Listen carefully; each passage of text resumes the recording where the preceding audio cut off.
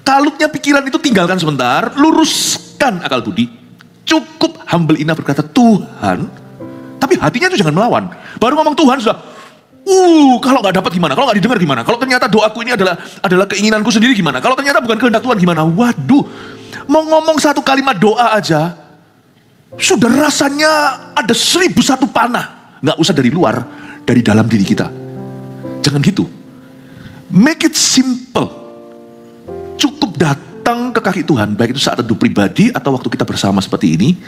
Tuhan itu dengar doa kita di hati. Apa susahnya kita cukup hanya berkata, Tuhan, tolong aku di area ini, aku butuh ini. Dalam nama Yesus, Anda akan terkejut. Tuhan itu tidak seperti yang seringkali kita bayangkan, dia itu selalu lambat karena waktunya bukan waktuku. Waktu Tuhan bukan waktu kita itu juga bisa lebih cepat loh. Dengan judul jalur berkat yang berbeda, kita lihat hal pengabulan doa di Matius pasal 7 ayat 7 sampai 11. Matius 7 7 to 11 ya. Hal pengabulan doa, saya bacakan ayat per ayat. Mintalah maka akan diberikan kepadamu, carilah maka kamu akan mendapat, ketoklah maka pintu akan dibukakan bagimu. Karena setiap orang yang meminta menerima, dan setiap orang yang mencari mendapat, dan setiap orang yang mengetok baginya pintu dibukakan. Adakah seorang daripadamu yang memberi batu kepada anaknya jika ia minta roti? Atau memberi ular jika ia meminta ikan? Jadi jika kamu yang jahat tahu memberi pemberian yang baik kepada anak-anakmu, apalagi Bapamu yang di sorga, Ia akan memberikan yang baik kepada mereka yang meminta kepadanya. Jalur berkat yang berbeda, nanti saya akan tunjukkan ada 3 jalur itu yang beda-beda. Sebenarnya berkat tidak terlalu jauh. Berkat itu sudah ada di rumah atau ada di dalam diri kita. Tuhan sudah menaruhnya. Hanya kita harus mengerti bagaimana cara menghampirinya. Setiap berkat itu ada beda cara penanganannya.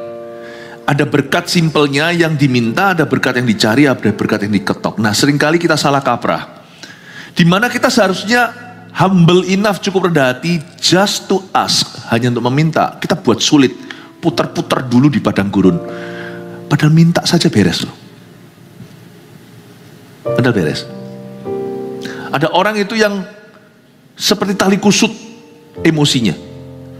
Padahal sesimpel itu kalau dia mau humble, kalau dia mau rendah hati, kalau dia mau buang gengsi, bisa loh. Ada berkat yang harus dicari. Anda meminta sampai lidah bibirnya cacat, percuma. Karena sudah ada, tinggal Anda minta hikmat untuk menemukannya. Discovery is the key. Kuncinya adalah menemukan itu. Karena dikatakan di sini setiap orang yang mencari pasti mendapat. Tapi ada berkat yang gak bisa sekali minta. Dicari saja sekali-kali lalu menyerah juga gak akan terima. Ada berkat yang memang harus bayar harga. Ada berkat yang harus diketok dulu baru dibuka. Kita lihat dulu ayat pertama, ayat 7. Mintalah maka akan diberikan kepadamu. Katakan mintalah. You see, ada hal-hal tertentu yang Anda tidak bisa usahakan. Itu kasih karunia. Kita sebagai orang Kristen itu kadang-kadang kedagingan kita itu tebal. Kedagingan maksudnya manusia daging, manusia lahiriah kita itu rasanya kalau masa kan dikasih gitu aja sama Tuhan? Gak bisa lah. Kita harus pikul salib lah, bla bla bla. Ada tempatnya. Tapi ada berkat dan mujizat. It's simply for the asking bahasa Inggrisnya. Cukup kalau Anda mau berdoa, kalutnya pikiran itu tinggalkan sebentar, luruskan akal budi. Cukup humble enough berkata Tuhan, tapi hatinya itu jangan melawan. Baru ngomong Tuhan sudah, kalau nggak dapat gimana? Kalau nggak didengar gimana? Kalau ternyata doaku ini adalah keinginanku sendiri gimana? Kalau ternyata bukan kehendak Tuhan gimana? Waduh, mau ngomong satu kalimat doa aja, sudah rasanya ada 1001 panah. Nggak usah dari luar, dari dalam diri kita. Jangan gitu. Make it simple. Cukup datang ke kaki Tuhan, baik itu saat teduh pribadi atau waktu kita bersama seperti ini. Tuhan itu dengar doa kita di hati. Apa susahnya kita cukup hanya berkata Tuhan, tolong aku di area ini, aku butuh ini. Dalam nama Yesus Anda akan terkejut. Tuhan itu Tidak seperti yang seringkali kita bayangkan, dia itu selalu lambat karena waktunya bukan waktuku. Waktu Tuhan bukan waktu kita, itu juga bisa lebih cepat loh. Saya kasih contoh. Bahkan saya belum minta. Apa yang kita tidak minta, kita belum minta, kita belum pikirkan, Tuhan sudah sediakan. Pernah gak kita alami? Bukan karena saya spesial. Tuhan terhadap anak-anaknya selalu kadang-kadang ada spontanitas-spontanitas yang kita tidak mengerti. Saya pernah ya suatu hari itu kepingin makan ini. Ya, saya suatu hari ini, saya cerita. Saya habis pelayanan di mana saya lupa, hidup saya kan selalu kerumun orang. Jadi kadang-kadang bukan karena tidak punya uang bisa beli sesuatu, tapi nggak punya waktu. Kadang-kadang keinginan saya itu konyol sekali. Saya tuh kepingin, saya nggak bisa cerita, ini sudah lewat nggak apa-apa, saya nggak minta. Kalau saya ngomong ceritain orang kepingin apa, itu kadang-kadang bisa memancing untuk diberi. Permintaan serius saya tidak akan beritahu Anda. Saya kalau minta itu sama Tuhan. Kalau saya minta sama manusia nanti rule-nya beda, nanti saya jelaskan. Tapi saya kesaksian. Saya kepingin sekali, waktu itu saya nggak bisa sebut namanya sih, saya tidak mau endorse apa-apa. Saya itu digoda terus lewat SMS-an, ini loh ada diskon ini. Es krim ini. Saya kepingin itu, es krim itu. Saya itu bukan pemakan es krim. Anak-anak saya tahu, es bukanlah makanan favorit saya. Tapi bisa kepingin. Itu udah pikiran. Ini obsesi, tengking, ini setan. Bukan. Kadang-kadang kita tuh manusia. Bukan hanya punya kebutuhan, kadang-kadang kita juga punya kemauan. Dan Tuhan tuh oke loh dengan itu. Sekonyol itu, padahal yang kuurus itu urusan hidup dan mati orang. Es krim, saudara, didengar sama Tuhan. Saya kepingin itu. Bukan diskonannya. Gambarnya itu loh yang menggiurkan. Saya nggak murahan. Saya malah justru nggak suka. Bukan karena saya kaya raya. Saya nggak suka orang itu suka punya mentalitas free itu loh. Itu juga merusak pasaran. Jadi semua itu materinya dikurangi. Supaya apa? Jor-joran harga. Lalu nanti nggak enak. Dulu enak, sekarang nggak sedap. Saya nggak mau. Kalau saya suka sesuatu, saya rela bayar harga. Saya nggak jadi orang punya mental. Saya jadi orang cheap itu saya nggak mau gitu. Kalau orang itu memang memberikan servis yang baik, kita harus berani tips kalau memang ada tips-tipsan.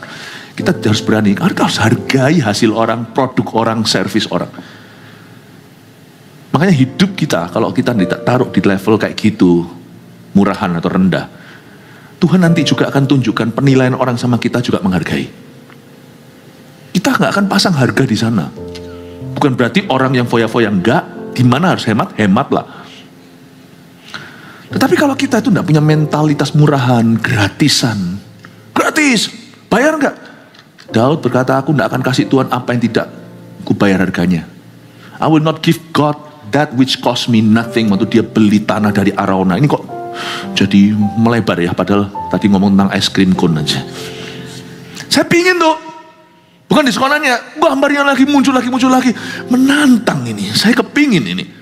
Suatu hari saya masih di sini, lalu habis itu ada ketemu sama kalian ini di bawah. Tiba-tiba baru kepikir, saya ngomong sama istri saya di sini ruang belakang, lalu kita harus ketemu sama jemaat, ada urusan. Saya habis khotbah, turun muncul salah satu coach ya. CGL tuh muncul teman baik. Terus bilang, "Kok mau ini kok?"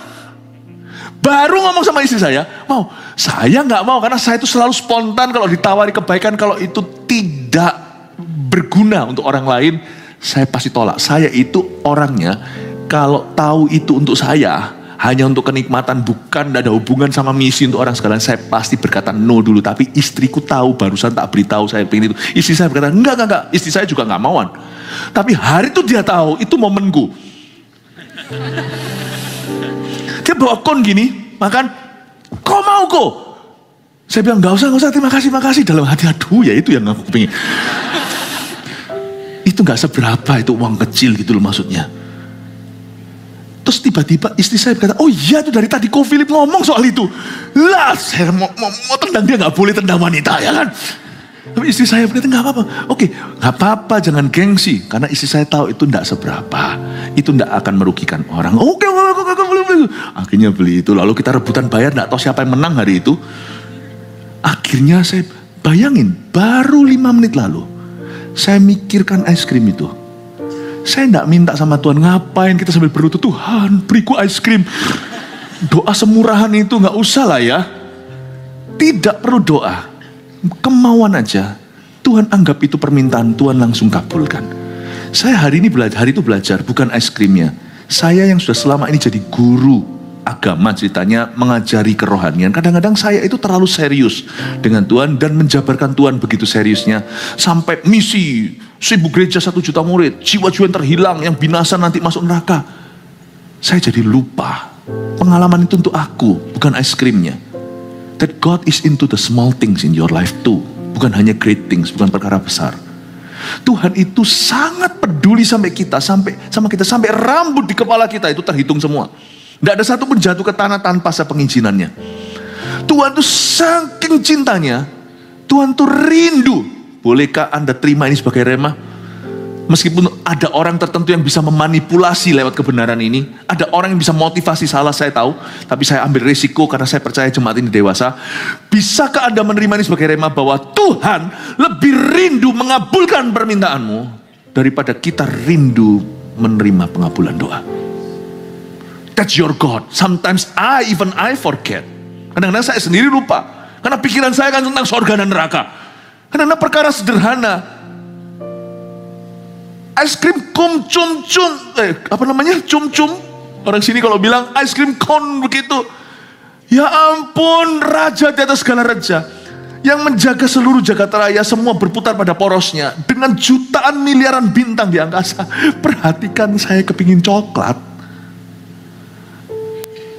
Hari itu saya pegang kon, itu saya seperti Daud, gak bisa makan. Seperti saya mau persembahkan untuk Tuhan, tapi kalau saya persembahkan ya eman. Ya, aku persembahkan ke sini dulu. Saya ingin cerita dari kesaksian ini, that your God is good and generous.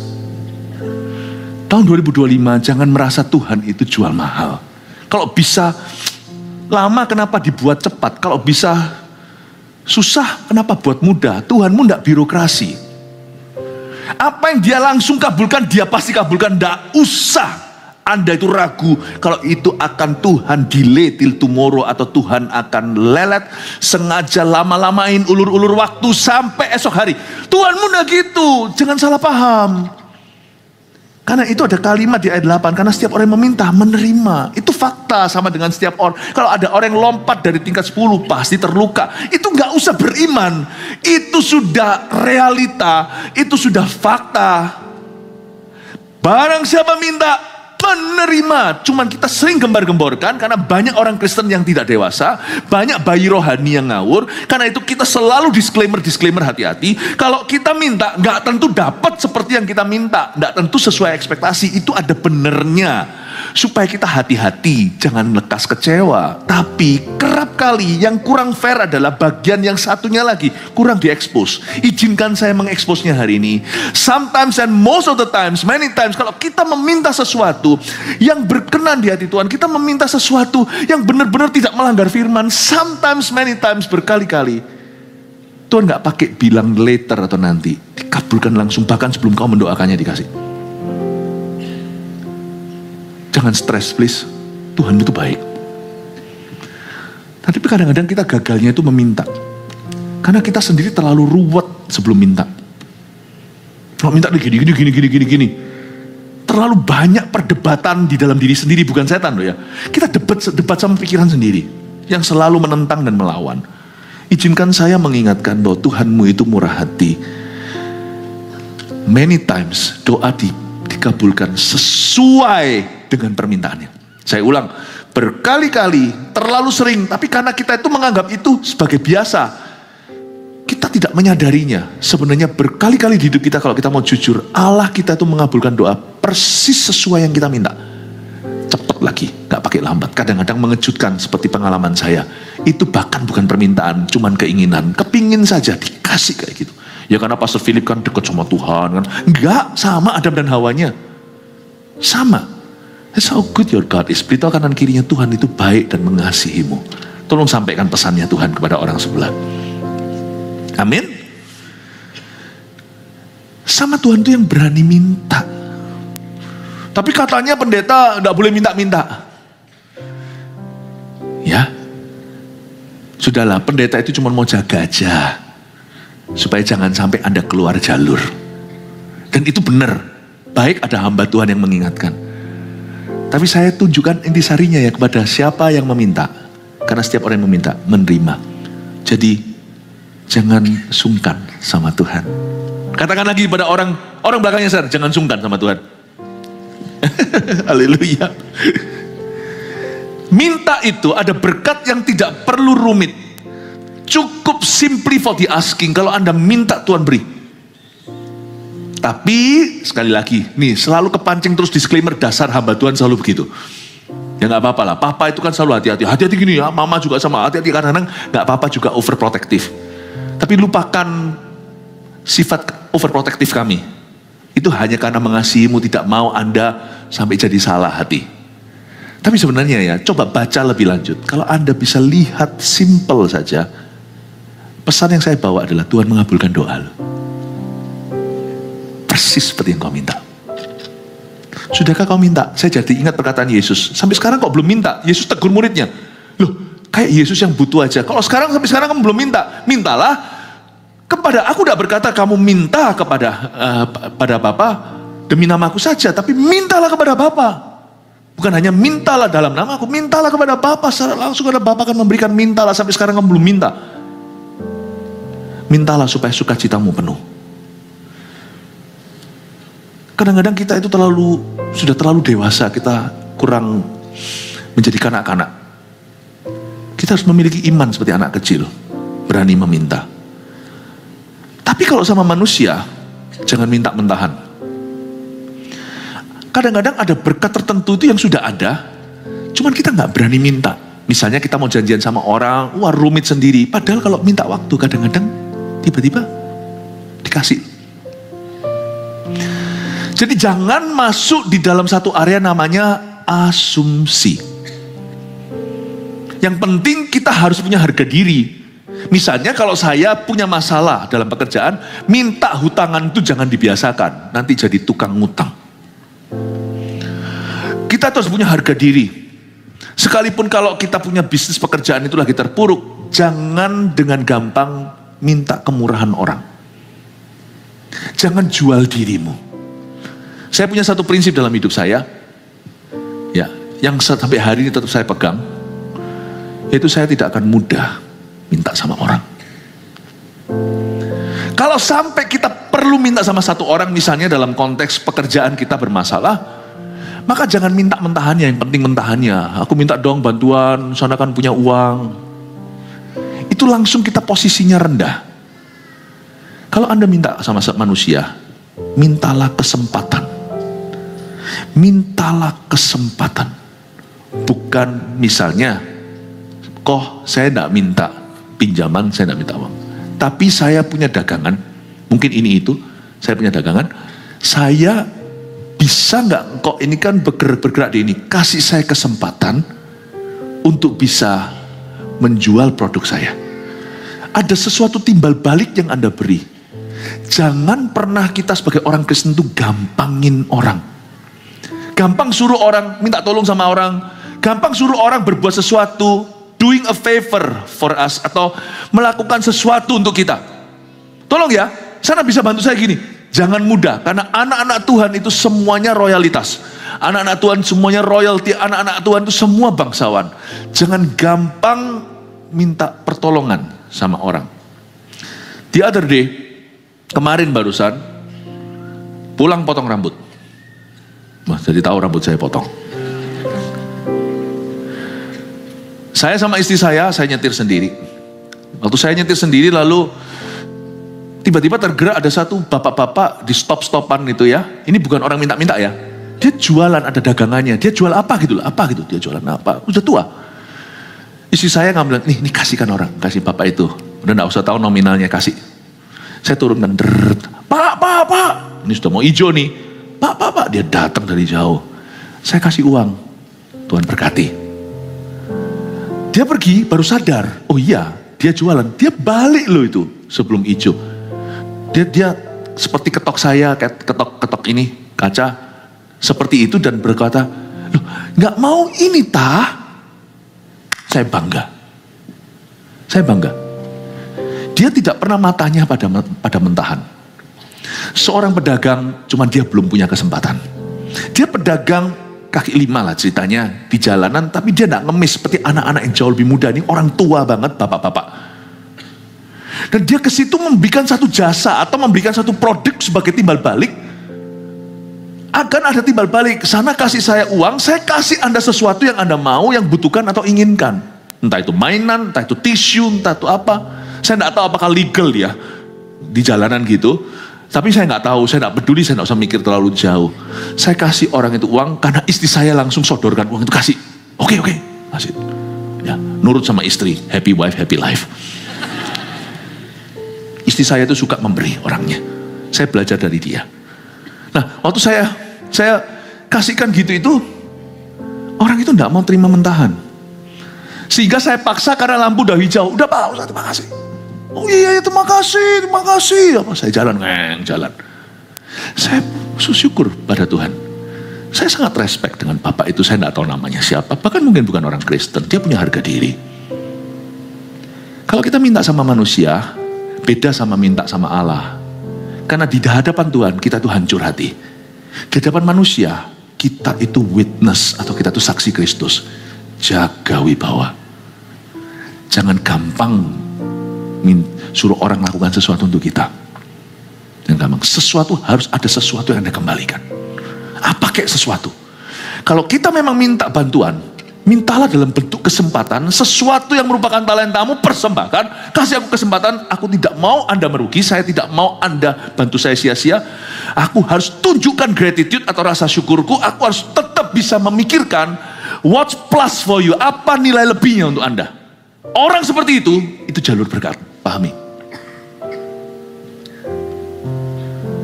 Ada suatu kali kita mengadakan suatu acara amal. Saya nggak perlu cerita yang mana.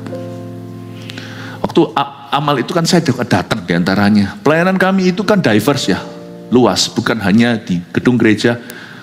Cuman kita itu tidak semua bisa diliput pelayanan. Kalau diliput, dibilang pencitraan nanti. Pelayanan kami itu dari Sabang sampai Merauke, bukan geografi. Dari tangga masyarakat yang paling sini sampai paling atas itu kami kena semua. Kami dikasih Tuhan kemampuan untuk bicara ke orang hulu ke hilir di dalam anak tangga in society. Suatu hari waktu saya layani gini, semuanya itu dikasih for free. Saya masih ingat. Tapi setiap kali jalan, saya selalu disentil sama 10, 20, 30, 40, 50 orang, semua sentil begitu. Yang kami butuhkan itu sebenarnya kan mentahannya. Saya lewat lagi kan, padahal kita kasih mereka apa yang mereka sangat butuhkan dan mendesak. Tapi ujung sini sampai ujung situ saya dimintai uang. Loh, saya tidak keberatan, tapi saya tahu itu bukan solusinya. Dengan senang hati. Tapi puji Tuhan, apa yang kita bantu dan dukung, semuanya itu masuk ke kas yang jelas.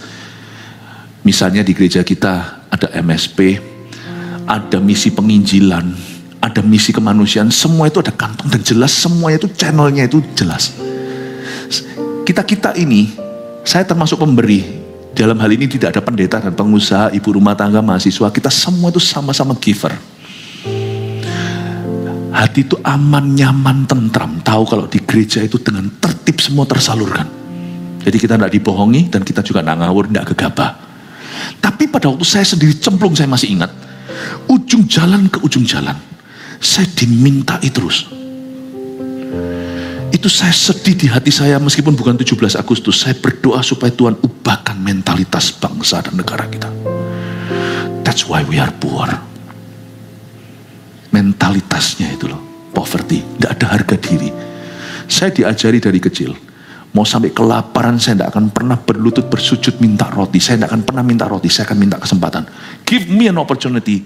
You tidak akan pernah menyesal. Pernah percaya saya. Kalau itu saya berani tantang orang. Kalau saya memang butuh bantuan, saya akan ketok pintu dan berkata, Bapak, kasih saya kesempatan. Give me. Tunjukkan. Beri saya kesempatan untuk membuktikan pada Anda bahwa saya bisa berguna untuk Bapak. Saya tidak punya apa-apa. Mas perak tidak aku punya. Tapi aku punya suatu. Saya punya integritas. Saya punya determination. Saya punya suatu kegigihan. Saya punya keuletan. Aku akan tunjukkan. Anda adopsi saya berada di sayapmu. Perusahaan tidak merugi ada saya. Tapi justru saya bawa devisa. Hal yang sama yang saya terapkan dalam pelayanan. Di dalam gereja, tidak semerta-merta orang berkata, pendeta enak. kami itu kerja mati-matian. Kalau kami tidak bisa membawa kembali apa yang telah diberikan pada kami adalah defisit, kami bukan aset. Buat perusahaan, organisasi, atau apapun termasuk ministry yang kami bantu, yang kami dukung. Jadi orang itu kita harus punya harga diri. Saya ngomong gini, maaf, jangan ada yang tersinggung. Mungkin beberapa kita belum teruji karena kita berkecukupan. Tapi kalau kita tidak punya, kalau kita nggak punya, Bapak Ibu Saudara, kita baru akan ketahuan warna aslinya. Yang penting kita harus ajarkan mentalitas seperti ini kepada anak cucu kita. Ini juga bisa menjadi masalah orang-orang yang berada, karena anak cucunya belum teruji. Lahir sudah berkecukupan. Kita harus, janganlah kita tidak perlu latih anak-anak kita sampai mereka harus ditaraf, dibawa kemiskinan, tidak perlu. Tapi mentalitas dan value nilai itu harus turunkan sedini mungkin in their life.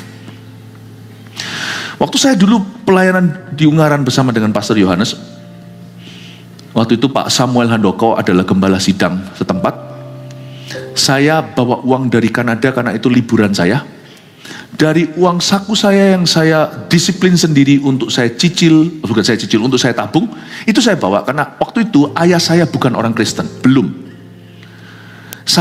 Beliau tahu akhirnya saya sekolah pendeta, saya tidak mungkin berkata, mau sekolah pendeta, Tuhanku akan jaga. Saya punya gengsi seperti Nehemia, dia sudah gembar-gembor cerita tentang Tuhannya, lalu minta tentara serdadu untuk lindungi dia sampai kembali ke Yerusalem. Kan dia malu, dia memilih untuk puasa, dia beritahu, karena aku sudah kesaksian di hadapan raja, masa sekarang minta bantuan raja yang bukan anak Tuhan. Saya tidak pernah ngomong sama papa saya. Tapi ya saya tabung, saya sudah punya budgetnya tiap minggu, berapa saya kasih persepuluhan. Saya akan minta, karena itu bagian saya sebagai anak, tapi saya sebagai pendeta, cikal bakal pendeta sedang dalam proses Tuhan, saya tidak boleh minta ekstra sekalipun papa saya berkecukupan.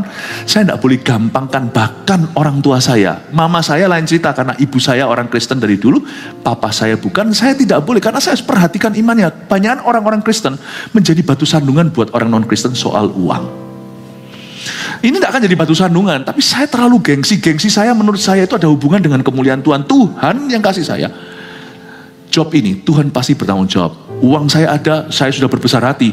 3 bulan di Ungaran, lalu saya kembali ke Vancouver, Kanada. Cukup ini, karena saya sudah bawa dari dolar, ya kan? Saya bawa. Tahu nggak? Saya tinggal satu ruangan dengan orang-orang, dengan teman-teman yang sekolah teologi ya, bayangkan. Ingat nggak? Uangku dicuri habis, tinggal sisa sedikit. Sedangkan waktu saya di Ungaran masih sisa 2 bulan. Makan apa gua? Gak pernah dalam hidup saya mobil ada banyak, rumah besar. Saya gak ngomong ini asal bunyi. Kamar saya ada jacuzzinya, ada sauna, dua-dua ada di kamar mandiku. Saya gak ngomong ini membual karena kami bukan dari keluarga kaya raya, tapi kami tidak kekurangan. Saya jadi pendeta bukan untuk cari roti. Saya buang roti ke lautan baru jadi pendeta. Lalu tidak pernah seumur hidupku saya harus lihat toko roti di depan masih ingat? Itu harga 200 perak atau berapa? Ada ibu-ibu yang jaga. Itu saya harus budgeting dulu. Kalau aku makan sekarang 200 perak, karena dicuri uang saya di asrama itu. Uangku tinggal sedikit, tapi pencurinya itu baik hati. Dia sisakan sedikit untuk roti. Dia nggak ambil ludes, kayak rasanya itu pencurinya Kristen. Nggak pernah dalam hidup saya harus nunggu. Padahal kalau saya bel papa saya, dana langsung tiba. Tapi saya terlalu gengsi untuk minta sesuatu yang bukan di juridiksinya. Karena ini latihan iman Tuhan untuk saya. Karena ini panggilan jadi pendeta, sudah bukan saya sebagai anak. Saya harus lepas. Saya masih ingat kok waktu itu terbang, naik pesawat zaman dulu, saya tidak sebut brandnya, tidak sebut nama airline-nya. Zaman dulu, sekarang sudah ada pesawat itu. Ini selalu ada yang namanya sandiwara. Saya kira nanti ada drama kreatif ministry, bukan yang disebut sandiwara itu lotre. Jadi suatu hari waktu saya punya boarding pass itu sudah sampai pergi ke Jawa Tengah. Ya, kadang-kadang saya tidak naik karena percaya diri kan, tidak masalah terbang terus. Karena uang saya dolar kan. Tapi waktu setelah dicuri terbang lagi. Pulangnya pakai apa? Tiba-tiba pada waktu ada sandiwara, itu artinya nanti ada tiket kembalinya itu free. Saya kasih boarding pass ke pramugari. Dia bilang, nanti Pak, nanti Mas, masih nanti, ini belum dibacakan. Sudahlah, Anda bawa aja Mbak. Ini orang lihatin saya seperti Anda itu waras, bawa aja daripada 2 kali jalan. Loh, Mas nggak tentu menang. Loh, bawa aja. Nomor saya yang disebut. Saya bolak-balik naik pesawat itu begitu dulu. Dapat yang namanya sandiwara, saya dapat kembalinya. Tuhan tuh pelihara. Jadi kali ini waktu uangku dicuri, saya naik bandingnya ke Tuhan. Gak pernah dalam hidup saya lihat roti 200 rupiah. Rupiah loh, zaman itu 30 tahunan. Saya mikir 7 kali, 200 perak. Karena kalau saya hitung masih 2 bulan, nanti sebulan terakhir saya kelaparan. Kalau saya mau jajan makan, gak ada uang. Lalu saya berlutut sama Tuhan. Saya berkata, Tuhan, aku minta sama Tuhan. Aku minta Tuhan kirimkan uang. Karena Tuhan tahu meskipun aku hamba Tuhan, aku sering puasa, tapi aku ini juga masih pertumbuhan. Aku ini masih lapar Tuhan. Makanku banyak, gak berat, percaya. Undang saya, Anda akan tahu makan saya seberapa. Jangan undang saya. Nanti rebutan bayar sama saya. Saya berkata, Tuhan, tiba-tiba ada kerabat datang lewat. Zaman belum ada tol, bisa mampir di Jawa Tengah. Kerabat itu bukan orang Kristen, malah justru agama lain. Tiba-tiba berasa, ini untuk kamu, saudara papa saya. Ya ampun Tuhan. Akhirnya saya tertegur. Lain kali aku gak mau minta gini, wis aku beranikan diri minta sama papa. Daripada nanti om yang datang, toh sama saja. You know, God must teach me humble. Kadang-kadang kita itu terlalu gengsi. Tuhan ajari saya. Tapi waktu saya doa, keesokan hari beliau datang. Uang saya cuma sisa puluhan ribu rupiah, masih ada 3 bulan. Anda tidak pernah dengar yang gini kan? Anda kira saya pelayanan langsung begini kan? Anda tidak tahu tren-trenan saya. Ayat ini sekarang jadi pengajaran, dulu jadi pegangan saya. Kalau enggak gitu, saya lapar, makan saya banyak, besok makan apa? Saya ingin Anda untuk mengerti sesuatu bahwa minta itu adalah jalur komunikasi dengan Tuhan. It's okay, you know. Tapi puji Tuhan, Tuhan itu baik sekali. Saya seharusnya enggak mau cerita ini, jadi Anda tahu banyak nih. Tapi enggak apa-apa ya, jaga rahasia saya ya. Mintalah maka akan diberikan kepadamu, carilah maka kamu akan mendapat, ketoklah maka pintu akan dibukakan bagimu. Coba lihat sekarang kata carilah, coba katakan carilah. Ada berkat yang tidak perlu Anda minta, sudah ada di sana. Jadi tadi pagi saya sampaikan tentang 5 roti 2 ikan. 5 roti 2 ikan itu mereka bawa pulang 12 bakul penuh. Berarti ada roti yang tercecer sana sini.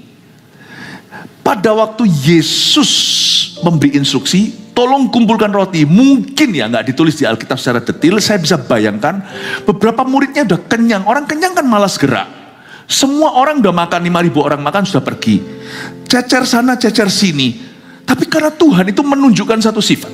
Orang yang bisa menghargai perkara kecil bisa melakukan perkara besar. Bagi murid-muridnya mungkin, ngapain sih Tuhan pakai tapau segala? Buat apa? Pakai tapau segala. Tuhan suruh mereka, guru beri instruksi, kumpulkan roti. Nah, bayangkan satu bukit luas, roti 12 bakul kelihatannya banyak, tapi kalau itu di ribuan meter persegi arealnya, roti itu dibagi-bagi cecer sana sini, kelihatan dikit. Tuhan ajari mereka satu prinsip. Kamu jangan remehkan sesuatu yang dari titik kejauhan itu nampaknya tidak banyak. Tapi kalau kamu sengaja kumpulkan, nanti pulang kamu bawa ke mertuamu, hai Petrus. Kamu bawa nanti ke keluargamu, hai Yakobus. Kamu bawa pulang, hai Bartolomeus. Tidak perlu aku buat mujizat lagi. Tidak semua itu penyediaan Tuhan itu by miracle. Ada berkat yang tidak kau pungut.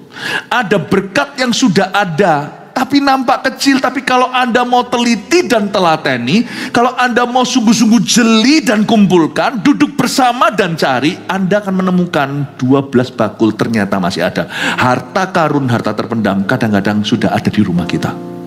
Cuman kita remehkan, apa sih itu artinya?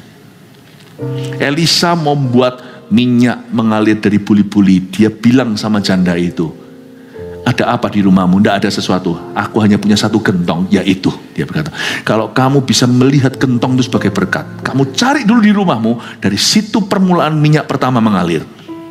Bapak, Ibu, Saudara, ada berkat yang tidak usah kita minta. Kadang-kadang kita minta mujizat, miracle, padahal Tuhan ngomong begini, coba noleh ke rumahmu atau lihat ke sekelilingmu. Sudah ada, mungkin ketika 5.000 orang makan, siapa tahu rasul-rasul belum kenyang misalnya. Atau mereka masih mikirkan hari itu Petrus kan tidak bisa jadi nelayan karena dia harus pelayanan. Siapa yang bawa pulang ke rumah zaman belum ada kulkas, pasti mereka harus bawa roti yang fresh, grass. Petrus minimal yang punya mertua berarti punya istri. Dia tidak bisa pulang bawa roti. Mungkin di dalam hatinya, Tuhan, aku minta. Waktu dia berkata, mungkin ya, siapa tahu, ini saya spekulasi, ini imajinasi. Mungkin aja dia berkata, Tuhan, boleh nggak Tuhan buat miracle lagi, kasih satu roti, beberapa roti lah aku bungkusin bawa pulang untuk mertua yang tua. Tuhan bilang, oh nggak usah, kali ini aku nggak mau buat mujizat. Petrus kecewa, enggak, bukan. Kamu lihat, apa Tuhan, itu kamu pungut, itu kamu pungut, itu kamu pungut. Itu sama orang ditaruh di sapu tangannya, itu taruh di ini, itu kamu pungut. Tuhan, itu sedikit, hanyalah remah-remah roti.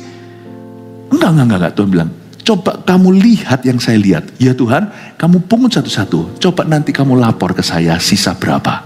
Datang 12 bakul penuh. Kita kan selalu merasa kurang. Tidak bisa. Ada berkat yang Tuhan tidak akan berikan lagi, tidak akan Tuhan membuat mujizat lagi. Ada berkat yang sudah kececeran di hidup Anda kumpulkan. Bukan tentang money melulu, tidak tentu tentang duit atau uang saja. Tetapi akan ada berkat yang Tuhan yang sudah taruh di hidupmu, tapi selama ini tidak pernah kau anggap menjadi sesuatu di dalam hidup Anda. Mungkin pekerjaan lagi susah, misalnya seseorang baru di PHK, tapi kalau Anda mau jeli melihat, mungkin ada talenta tertentu, ada orang bisa masak, ada orang bisa ini itu, nanti akan muncul industri baru. Ternyata kita minta berkat yang besar, Tuhan sudah sediakan recehan yang kita anggap remeh, tapi waktu kita kumpulkan jadi sesuatu yang menghidupi. Berarti tidak ada kata game over dalam Tuhan. Hari itu murid-murid tidak mengalami mujizat lagi. Ada berkat yang datang by miracle. Ada berkat yang datang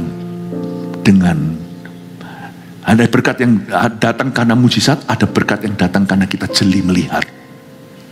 Kadang-kadang kita juga di CG kan masa yang sama. Berkat itu tidak tentu materi. Aduh, nggak ada pemimpin. Tuhan waktu melihat Gideon pertama kali juga bukan pemimpin, dia itu bersembunyi di belakang tempat pengirikan anggur, injek-injek gandum segala, mengirik gandum.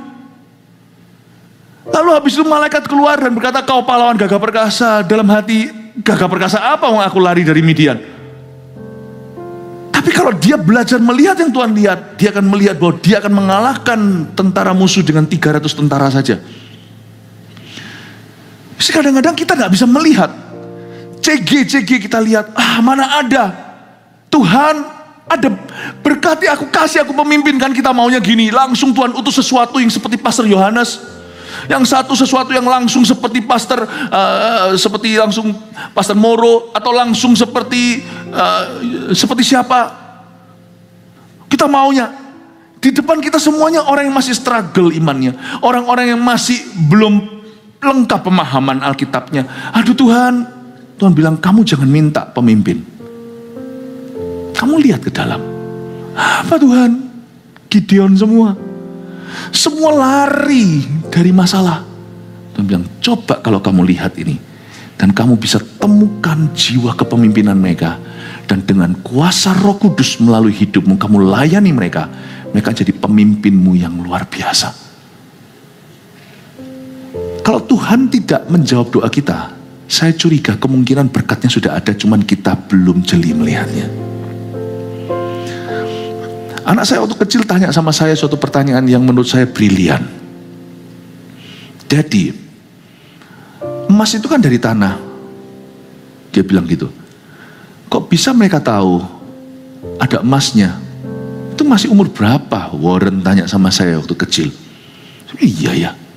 Hanya mata jeli Dan orang-orang yang bisa mengelola, yang tahu di dalam lumpur itu digini-ginikan ada emasnya. Bukankah Irian Jaya banyak yang begitu di Papua? Katanya 1 minggu mereka cuma gini-gini aja sudah menghasilkan sekian. Coba bayangkan, Bapak Ibu Saudara, dibutuhkan mata jeli dan iman untuk melihat berkat yang tidak perlu diminta, tinggal kau cari dan temukan. Sebab Alkitab mengatakan setiap orang yang mencari mendapat. Lalu ada berkat yang harus diketok. Setiap orang yang mengetok, pintu akan dibukakan bagimu. Jadi ada berkat yang Tuhan berikan. Jalur ketiga adalah berkat yang tidak akan tiba sebelum Anda bayar harga cukup untuknya. Dan sebelum Anda mengetok-ngetok itu nggak ada orang. Kalau orang ngetok yang gimana ya? Orang kalau ngetok nggak niat itu gini loh, knock. Lalu nanti ngomong sama, aku sudah datang ke rumahmu, kamu nggak buka pintu. Aku nggak dengar ketokannya, sudah. Coba tunjukkan lagi kamu ngetoknya gimana. Tok. Itu nggak niat bro. Ketok itu minimal 2, 3, 4 kali. Tok, tok, tok, tok, tok. Tok, tok, tok, tok, tok, tok, tok, tok, 7 kali. Ada berkat yang memang terasa lamban, datangnya itu kok nggak tiba-tiba. Anda udah doa minta-minta, enggak. Tapi kalau Anda tekun, ada berkat yang akan diberikan lewat ketekunan, bahkan lewat puluhan tahun. Kalau saya lihat dokter misalnya, ponakan saya adalah seorang dokter. Itu kerjanya, makanya saya berkata, orang mau jadi dokter itu juga panggilan. Udah sekolah lagi, udah sekolah gini, masih praktek lagi, masih gini untuk sampai license, sampai dapat izin praktek itu, aduh susahnya. Jadi pendeta juga sama loh. Yang benar, yang tulen, bukan cuman karbitan, itu selalu udah gampang. You see, kadang-kadang lewat belajar, karena itu anak-anak muda di tempat ini jangan kau remehkan. Karir itu dimulai dari bangku sekolah. Mungkin Anda nanti tidak akan ingat matematika, tetapi cara matematika menempamu akan menunjukkan nanti Anda segigi apa waktu Anda berurusan dengan perkara-perkara yang tidak Anda pahami di dunia kerja nanti. Sebenarnya saya bilang, karir kita itu mulai dari bangku sekolah. Decades of studying hard. Karena itu anak muda tidak boleh kita itu hanya bergantung pada berkat yang diminta atau yang dicari. Anda harus tekun di berkat jalur ketiga. Anda harus jadi pengetok-pengetok yang dahsyat dalam kerajaan Allah. Decades atau puluhan tahun studying. Itu ternyata Tuhan hitung dan perhitungkan. Bapak Ibu Saudara, ada pintu berkat yang tak akan terbuka sebelum Anda tahunan mengetok. Jadi menurut saya, ada berkat per hari ini dalam hidupmu, baik itu pernikahan, terutama pekerjaan Anda, yang nanti Tuhan berikan 10 tahun dari sekarang. Jadi itu bukan tidak masuk dalam visinya 2025 untuk hidupmu. Tapi jalani 2025 dengan tekun. Ada berkat tertentu yang akan Tuhan berikan nanti pada waktu tahun 2035 di hidupmu. Tapi kalau Anda dan saya bolong, bolos, dan malas, itu tidak akan nyampe kalau ketokan kita tidak niat. Kalau kita ketok meskipun banyak, tapi kalau putus-putus, tok-tok lalu lari, makan bakso dulu, tok-tok minum es teler dulu, tok-tok sekalipun ada ketok ratusan kali, tetap gak mempan karena Anda tidak konsisten. Ada berkat yang diberikan hanya lewat ketokan yang konsisten terus, dan itu bisa hitungannya tahun. Jadi saya itu tiap tahun, meskipun masuk tahun itu dengan visi baru, saya itu juga punya pandangan jauh. Bahwa saya curiga kalau Tuhan izinkan kita semua hidup selama itu, they are blessing, God is reserving for me. Tuhan sedang RSVP berkat itu untuk hidup saya, untuk anak-anak, untuk keluarga saya, untuk gereja ini 5 tahun ke depan. Ada berkat yang Tuhan sudah siapkan untuk 2030 untuk kita. Dan sekarang ini yang kita jalani adalah puzzle-puzzle kecilnya. Itulah sebabnya orang pacaran harus punya visi ini. Tidak boleh orang pacaran, saya ajarin pada anak-anak muda, nggak boleh kita hanya mikirkan cuma pacaran doang. Masa seserius itu? Iya, pacarannya nanti waktu kita ketemu nggak usah serius, nggak apa-apa. Tapi visimu harus serius, karena hidupmu bukan lelucon. Masa depanmu itu bukan joke, bukan sebuah joke. Kalau kita pacaran, anak-anak muda, itu harus mikirnya ke depan. Saya dari sejak umur 18 terima Tuhan sudah diajari sama Roh Kudus. Pikiran saya adalah pernikahan. Jadi saya bukan cari pacar, saya cari istri. Dari sejak saya bertobat, saya langsung punya pandangan yang beda. Aku cari istri, bukan cari pacar. Kalau cari pacar, bisa keliling dating. Kalau cari istri, saya harus berdoa dan serius dan libatkan orang-orang yang bertanggung jawab di hidup saya, seperti orang tua saya, gembala saya. Dan saya pikiran, waktu pacaran, saya itu sedang mempersiapkan rumah tangga. Belum kenal anak, wong saya sendiri masih bocah, waktu saya sendiri masih usianya remaja. Tapi saya sudah mikir, suatu hari, I will have children. Dan saya tidak mau anakku membalas aku. Prinsip saya itu lugu. Aku tidak mau anakku yang kutabur yang salah, nanti aku tua yang salah pula, nanti suatu hari anak saya balas saya. No. Aku harus punya otoritas berkata sama anak saya, don't sleep around. Aku harus punya otoritas berkata sama mereka, pacaran harus kudus. Karena itu sekarang juga waktu aku pacaran, waktu ketemu tidak usah serius. Kalau serius terus, oh haleluya. Karena nanti jadi bosan. Pacaran itu juga makan, nonton dan sebagainya. Tapi dengan visi yang menjagai bahwa nanti suatu hari, kemungkinan besar aku akan punya anak sama orang ini. Dan aku tidak mau pada saat itu aku sesali perbuatanku hari ini. I will not do anything that I could be sorry. Suatu hari. Ada berkat yang hanya didapat kalau kita ngetok dengan benar. Ada berkat yang harus punya pikiran jauh. Ada berkat-berkat itu jangan selalu semua itu short term atau jangka pendek. Amin? Oke, sedikit lagi, lalu saya selesai. Ayat 9 aja, lalu saya selesai. Adakah seorang daripadamu yang memberi batu kepada anaknya jika ia meminta roti? Di sini ada hikmat di balik setiap kata tidak dari Bapa. Kalau Anda tahu ada yang namanya blessing in disguise atau yang namanya berkat terselubung, juga ada kutuk terselubung. Kalau semua doa kita dijawab ya sama Tuhan, kita bisa celaka loh. Saya hari ini kalau review kembali, makanya itu jangan lupa doamu sendiri. Jadi orang itu tidak boleh latah, tidak boleh pelintan. Jadi orang itu tidak boleh asal-asalan sama Tuhan. Tuhan itu akan melihat rekod kita, apakah kita itu asal-asalan berdoa atau sungguhan. Misalnya asal-asalan berdoa gimana? Siapa di antara kita termasuk saya? Kalau doa makan lah bisa ditoleransi lah. Kita sudah doa makan lalu habis itu doa lagi, siapa ayo? Gak pernah ya, mungkin saya aja. Saya kadang-kadang gitu loh. Udah doa lagi. Loh tadi kan sudah doa. Pernah gitu gak? Ada gak? Atau cuma saya yang orang aneh? Oke ada ya. Kalau doa makan is oke sih. Tapi kalau doa untuk kehidupannya jangan begitu. Saya belajar saya hari ini ingat hampir semua doa saya. Hampir semua. Satu hal yang saya tidak akan lupakan adalah komunikasi saya dengan Tuhan. Kalau Anda mau lupa ini itu, monggo silakan. Lupa movie, lupa apa, gak apa-apa. Tapi doamu sendiri jangan kau lupakan. Karena itu menunjukkan keseriusanmu. Lain kali Anda berdoa ada kredibilitas, ada kepercayaan dari Tuhan. Kalau enggak, Tuhan percaya pun Anda tidak percaya diri. Lain kali doa, aku ya gini. No. Salah satu the worst respect you could lose, atau suatu respect yang Anda bisa hilang, yang terburuk bisa terjadi adalah Anda bisa hilang respect terhadap diri sendiri. Saya tidak pernah akan disrespect kerohanian saya. Karena saya tahu hidupku bergantung dari itu. Listen to me. Saya ingat semua doa saya. Nah hari ini kalau saya review, untung loh. Ada sebagian doa saya itu dijawab tidak sama Tuhan. Sekarang saya ngerti. Sekarang saya ngerti. Karena dulu saya kira kalau Tuhan jawab ya, saya dapat roti. Tapi Tuhan yang maha tahu, dia mengetahui. Kalau sampai dia jawab yes hari itu, yang kukira roti, kuterima kalah jengking. Untung Tuhan tidak jawab kepada seseorang yang minta jodoh orang itu. Kalau Tuhan jawab, kelihatannya Tuhan baik, kasih Anda jodoh, idaman Anda maunya yang begitu. Justru dikasih batu, ujungnya Anda kecentok sama batu itu bisa cerai sama orang itu. Untung tidak semua yang kita mau Tuhan berikan, karena Tuhan tahu itu buruk untuk kita. Hari ini kalau saya lihat jalan hidup saya menoleh ke belakang dan review. Penting untuk review. Masa review bagi saya paling kaya itu nanti Anda bisa lakukan tahun ini, yaitu di penghujung tahun. Anda review. Baiknya setiap jemaat supaya tahun ini lebih teratur adalah Anda punya agenda pribadi, baik itu elektronik, baik itu saya suka yang fisik. Jadi saya bisa menata tahu apa yang saya lakukan bulan per bulan, minggu per minggu. Mungkin Anda tidak sesibuk itu. Tapi sebelum Anda organize, sebelum Anda bisa manage waktumu, Anda juga tidak akan pernah sibuk karena Tuhan tidak akan memakaimu.